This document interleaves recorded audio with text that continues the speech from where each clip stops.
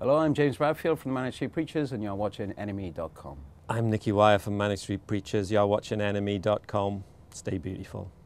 Well, I think it's kind of strange, really. I think you'd start off, this album has happened around about this time, with quite a mainland European theme.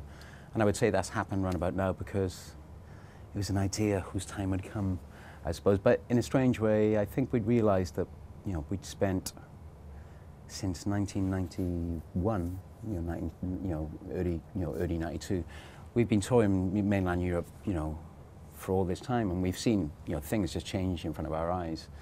A lot of the inspiration for Futurology was 2 years ago. We did the National Treasures tour. We took it right through the heart of Europe, starting up maybe in Antwerp, I think, and going right through, ending in Berlin and Prague. And there was that mixture of the sheer kind of the difference of all those countries, differences of language, of politics, of culture, but the way at times they could be unified through artistic movements without even knowing it.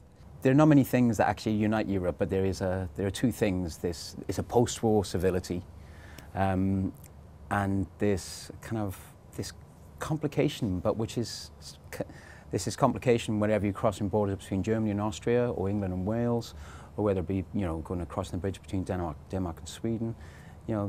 There are connections there. Whether it be kind of art movements that kind of like knew nothing of each other. Post-industrial revolution art movements that kind of happened at the same time that weren't connected, etc. And I don't know. We just started writing in that direction. I know it sounds like a kind of strange, abstract way to approach a record, but it just kind of did happen. I think there's an overriding concept behind Futurology, which was to kind of express all the inspiration we get from travel, from music, from art, from film, all those ideas, to kind of do that in a positive way. Rewind the Film was just so kind of harrowing 45-year-old looking in the mirror lyrically. Futurology was very much, it's totally an album of ideas. It's one of our most optimistic records, the idea that any kind of art really can transport you to a different universe. I think there's a few ways looking at the kind of transformative nature of music. One is purely emotional, and you literally can't explain how it happens. It doesn't have to be explicit in its lyrics or music. It just gives you a feeling.